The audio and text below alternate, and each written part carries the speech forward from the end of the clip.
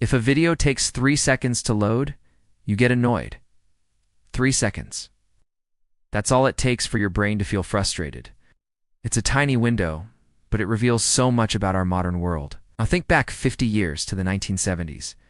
People would wait an entire week, 7 whole days, for the next episode of their favorite TV show. And somehow, they seemed calmer, more at ease than many of us are today. What if I told you that you don't necessarily have an anxiety problem, but maybe you have a waiting problem? All this endless scrolling, this constant refreshing of feeds, it's silently training your brain to avoid discomfort at all costs. Now, hold on, this isn't a rant about how the past was better, and it's certainly not some anti-technology speech. I love my smartphone as much as you do. It's about a skill. A skill that slipped out of our lives so slowly, so quietly, that most of us never even noticed it was missing. A skill that used to be woven into the very fabric of everyday life. That skill is patience.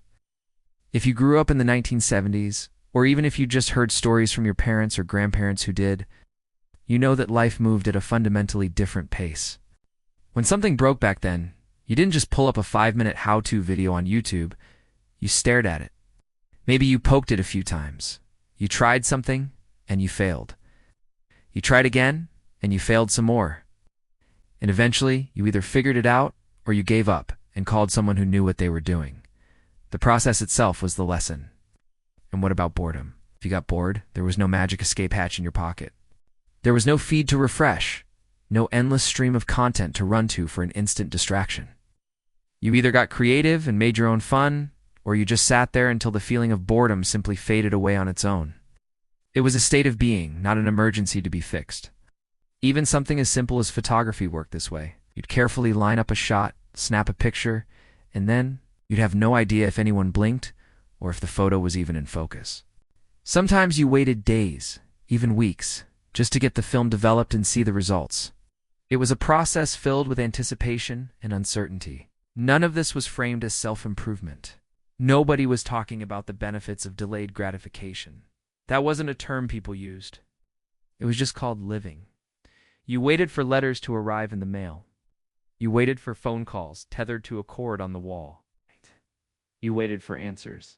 And every single time you waited without quitting, without grabbing for an easy distraction, your nervous system was learning something quiet but incredibly powerful. It was learning, I don't need relief right now. I'll be okay. That right there, that's real resilience. It's not about grit or sheer willpower. It's the ordinary everyday strength you build just by hanging in there. Now, let's jump back to today. Waiting feels almost impossible, doesn't it? If a web page takes more than a couple of seconds to load, you're gone. If an uncomfortable thought pops into your head, you scroll past it, burying it under a mountain of new information. Feeling bored? You can erase that feeling in seconds. Modern technology didn't just make our lives faster. It made relief instant. And yes, instant relief feels good at first. Every swipe, every notification, every short video gives you a tiny hit of dopamine, a little reward for your brain. But here's the part nobody warned us about. When your brain never practices waiting, it forgets how to handle discomfort. It loses its tolerance for anything that isn't immediate. And that's where anxiety so often slips in. It doesn't always come from having too much stress. Sometimes, it comes from having too little tolerance for the normal stresses of life. When your brain gets accustomed to relief on demand, regular life starts to feel threatening. Waiting in line at the grocery store feels unbearable. A moment of silence feels wrong. The natural uncertainty of the future feels dangerous. Not because those things can actually hurt you, but because your nervous system simply isn't trained for them anymore. We've unintentionally traded resilience for relief. And here's the hard truth. Relief doesn't make you stronger. It makes you dependent. Think of patience like a muscle. In the analog days, you used that muscle all the time without even thinking about it. Waiting for shows, waiting for photos, waiting for answers. Now, that muscle barely gets any exercise at all. And just like any muscle you stop using, it gets weak. So when life inevitably refuses to wrap itself up in a neat little bow, instantly when a personal problem lingers, when stress doesn't go away, when uncertainty hangs in the air, your brain panics. Not because life is unbearable, but because your patience muscle just isn't ready for the workout. So what's the solution? This isn't about ditching technology and moving into a cabin in the woods. Nobody wants to go back to lousy coffee, slow messages, or outdated healthcare. The point is to consciously bring back a lost skill, not to rewind the whole world. Patience isn't about nostalgia. It's about building emotional strength. And the good news is, you can build it again, right here, right now. You don't need to live like it's 1975. You just need to find small, intentional moments where you choose not to rush for an escape. It can be simple. Take a walk outside and leave your headphones at home. Let the silence just be. For the next 10 minutes, leave your phone in another room.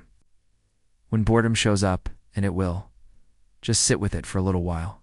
See what happens. The next time you have a question, try to sit with it for a moment before immediately Googling the answer. I'll be honest, it will feel uncomfortable at first.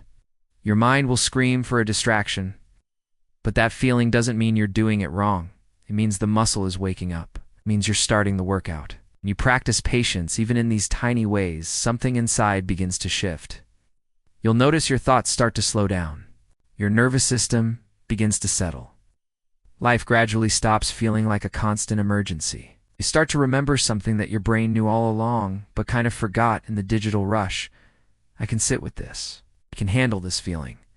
That is the absolute opposite of anxiety. The 1970s didn't make people calmer because life was easier. It wasn't. In many ways, it was much harder. It was slower. And that slowness gave people the space and the time to build resilience without even realizing they were doing it. So maybe the answer to our modern anxieties isn't some new app or another productivity hack. Maybe it's about carrying a little of that analog patience forward with us into a digital world that has forgotten how powerful waiting can truly be. Sometimes the best fix for a modern problem isn't something new at all. It's simply remembering how to wait. Thanks so much for watching. If this idea resonated with you, let me know in the comments, and don't forget to subscribe for more videos on navigating our modern world. See you in the next one.